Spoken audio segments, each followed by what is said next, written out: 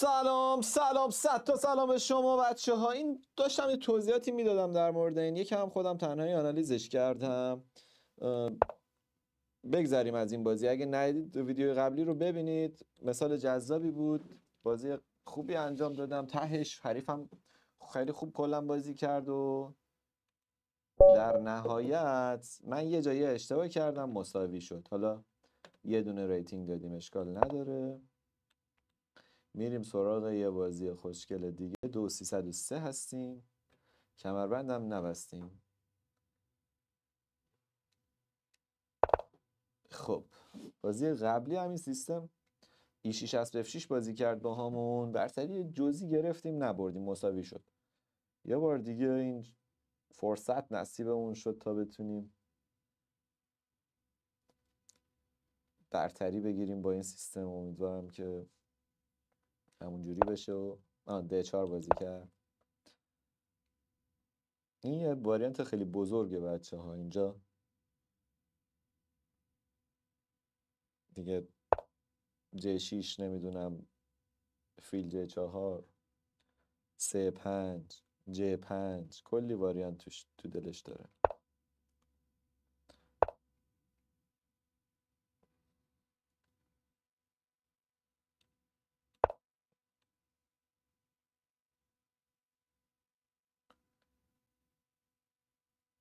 اون میاد این طرف فضا میگیره، ما راه فیلمون باز میشه. یکی از پوینت های مثبتمون. یه پوینت دیگه این که تو جنای وزیر هم میتونیم مثلا این شکلی یه فضایی بگیریم. اسبش هم دیگه 3-6 نمیاد. حالا اون باید بیاد سراغ دیدای E5 دیر یا زود.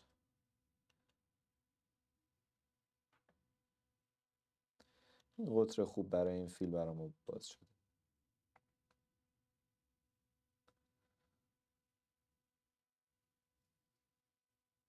تهش یه جاهایی بعد مثلا قلعه E3 ای در دی بزنیم، با ای بزنه D3 کنیم، رخ از E1 میاد، فیل از اینجا میتونه ریگروپ کنه، اسب شاید بتونه بره E5. این ایده هم میتونه درست بشه.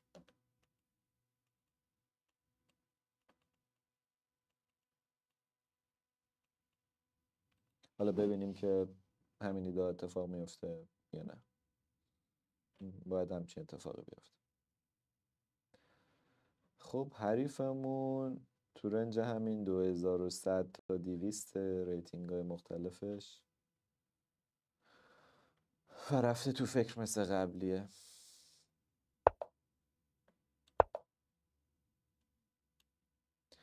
برتری زمانیمون رو مثل بازی قبل داشته باشیم، ولی دیگه مثل دفعه قبل حریف وقتی داره 20 ثانیه مثلا 1 دقیقه داره، ما داریم 5 دقیقه، نباید اشتباه کنیم، مساوی شه.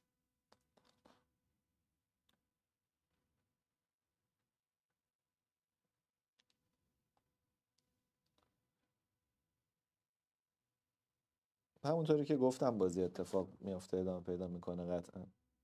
حرکت‌های واضحیه که حتما تو بازی باید داشت ببینیم. فیل جلو قلعه، حالا ایسه ای در دی 4 ای در دی 4 فیل F1 فیل F4 میشه ایده ما برای ریگروپ بهش میگن، یا همون باز آرایی سوارها.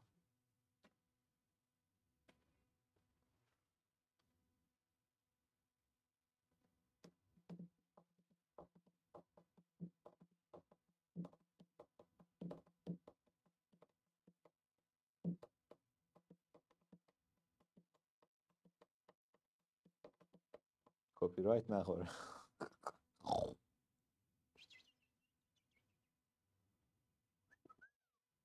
یه هندن برین زدیم. من نمیدونم، اصلا یه فیلم سینمایی ساختم براتون. 1 ساعت و 5 دقیقه ویدیو ضبط کردیم، خیلی خفنه، با 2 تا 3 تا دوربین مثلا جذاب دیگه. تو استانبول ضبط کردیم. بعد کپی رایت خورده. من فکر کنم تو اون فیلم یه جا گوشی من زنگ میخوره. اون جزئی از فیلمه که گوشی من زنگ بخوره و من یه مکالمه با یه نفر انجام بدم، جزو فیلمه. ببین دیگه چقدر برندش شما رو دوست داره، اینجوری براتون سریال یعنی فیلم میسازه 1 ساعته با چند تا دوربین تو استانبول. بعد چی شد؟ این گوشی من که زنگ میخوره، فکر کنم این کپی رایت اون اه، گوشیه، صدای گوشیه. الان باید بدم ادیتورم اون صدا رو قطع کنه، زنگ رو عوض کنه، دوباره اون فیلم رو ما بذاریم ببینیم این دفعه مشکل میخوره یا نه. احتمالا همون باشه تشخیصی که من دادم. همه چیزش آماده کردیم گذاشتیم اینجا. اون اسمشو نبر، اون کلمه ای که گفتم بهش گیر داده. زدم ها. برا من تند داری بازی میکنی. الان من اسبو بذارم اینجا چی کار میخوای بکنی؟ مثلا من نمیفهم. میخوای ایسه کنی؟ خب من میزنم بزنی، میزنم جفتو بزنی دورو با وزیر میزنم.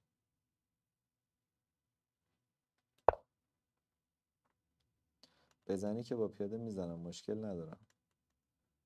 افنجم که نداری، این زیر ضربه. فکر کنم تنها حرکتت این باشه که بزنی. یه پیاده رو یه بار حرکت دادی، دو بار. Are you kidding؟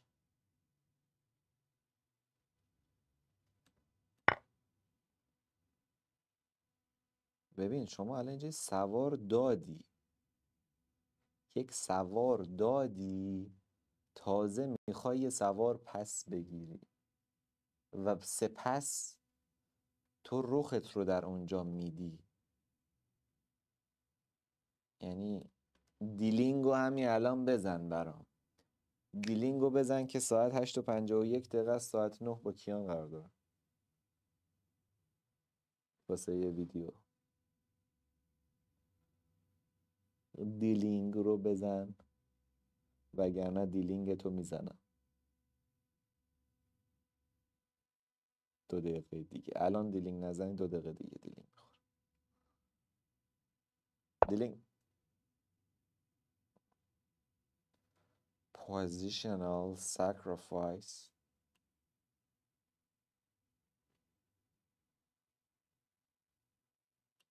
عزیزم خب من الان قلعه میرم مثلا، یا اصلا اسب رو دوباره برمیگردم F3.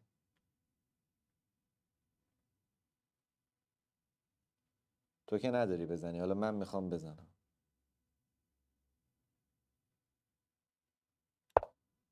نمیخوام ازت مفت بگیرم ولی میخوام بزنم توی لحظه. یه پیاده زدم، راه رخم هم الان باز میشه. اسب J5 هم اگه بخوام میتونم بیام، ولی اینو بزنم شما با پیاده بزنی من دوباره ایسه دارم.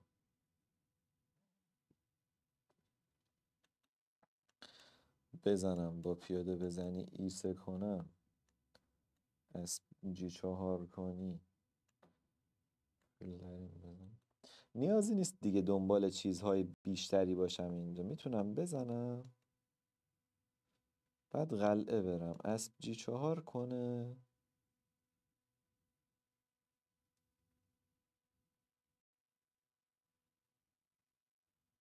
الان میخواد اسب G4 کنه.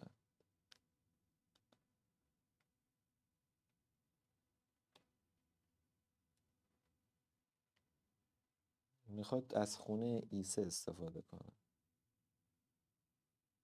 پیاده رو داده، تازه نشسته فکر کرده گفته چی کار کن.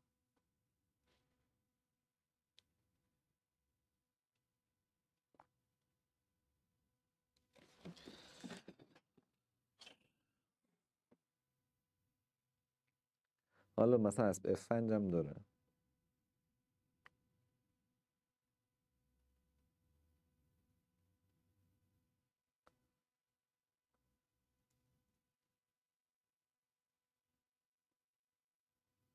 میزنم زد اسبو میذارم A3، اسب J4 اسبو میذارم C2.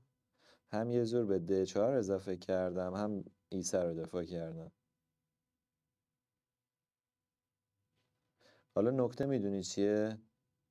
زمانی که من میزنه اسب A3 مشکلی ندارم چون حرکت بعدی از C2 میکنم، ولی اگه من اینو زدم همینجا اسب J4 کنه وزیر رو بذارم اینجا اینو بزنه، اسب اینجا کنم، اسب گذاشته اینجا.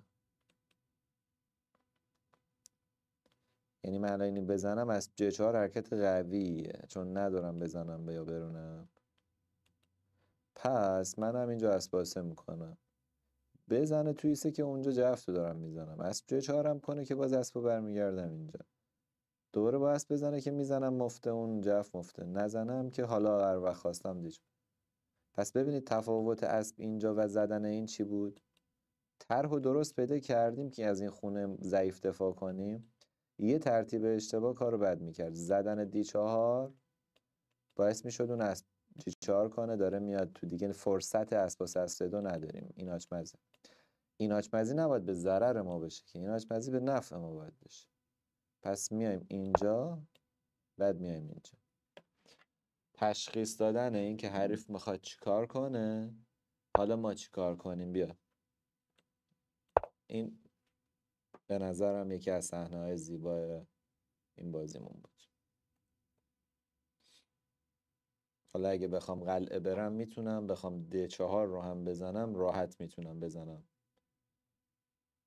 بعد با اسب F3 اگه خواستم بزنم. ولی خب حالا عجله‌ای برای خوردن یه پیاده که نداریم، اون پیاده مال خودمونه در آینده. میتونم D4 رو بزنم، بعد قلعه برم، چون اون D4 مال خودم، من با ست سوار سبک دارم بهش حمله میکنم، اون نمیتونه با وزیر و رخ ازش دفاع کنه، اونو بعد میتونم بگیرم. آها، تشخیص دادی که این آچمزیه اذیت کنه. خب من الان قلعه برم مشکلی نمیبینم براش. حالا میتونستم قلعه دیرتر برم، ولی خب این اسب تا زمانی که این اسب اینجاست اینم اینجاست، نگرانی نداره. حالا بزنه ما با این اسب میزنیم دیگه. دوباره اگه بخواد با این فیل بزنه ما با این فیل میزنیم، این خونه دفاع با وزیر رو نمیاد بزنه. Finish the game babe. Finish the game babe. Finish the game babe. دیلینگو اون موقع من گفتم بزن نزدی، 2 دقیقه بعد خودم دیلینگ میزنم. الان دیگه وقته. این دیلینگ اون صداییه که تسلیم میشه بچه ها، منظورم اونا. دیدی تو لیچس تسلیم میشه یه صدایی میاد توی chess.com یه همچین صدایی میاد.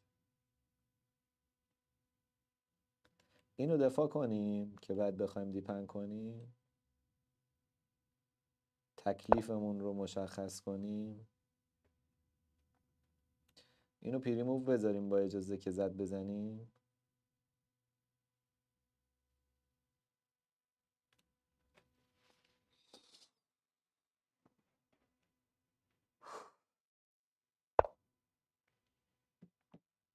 آقا متوجه هستی که قضیه چیه یا نه؟ برات بیشتر توضیح بدم. الان من دارم میزنم تو فیلت، فیل شما رو دارم میزنم، فیل تو دارم میزنم، فیل 3 امتیاز دیگر هستی مهره. آقا تو اصلا میفهمی قضیه چیه؟ قضیه میدونی چیه؟ اینو الان من میزنم رو وزیرت نشستم و تو میخوای تهش یه جدرشتو بزنی دیگه، تهش که اونم میبازی. با اسب بزنم میبازی، شاید چک کنم میبازی. تو اصلا به امید چی داری ادامه میدی؟ الان من این اصلا میزنم، وزیر شما رو دارم میزنم، مجبوری الان با وزیر اونو بزنی. اصلا به هفت تو کاری ندارم، به هفت رو کاری ندارم. من الان فیلو بذارم اینجا، تو همه مورا رو باید تعویض کنی، درسته؟ ولی ما خودمون پکیج پسرشا رو، ببخشید سپرشا رو ساختیم، پکیج سپرشا رو ساختیم، میدونیم چجوری از این شاه دفاع کنیم، به خوبی هم میدونیم که چگونه اصلا آقا اینو من نمیخوام بزنم، من به اندازه کافی ازت جلوست. الان که آچمزه میدونم، قر نزن. منظورم اینه الان تهدیده، تعویض رو دارم ایجاد میکنم. بره عقب اونا تو باغ اصلا نیستیم بنده خدا.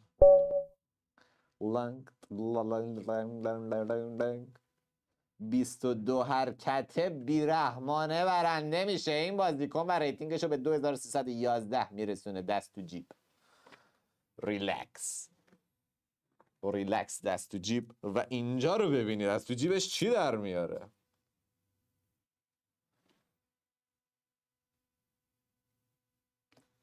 وقتی که میتونی بیرحمانه 22 حرکت 2311 بشی، میتونی اینجوری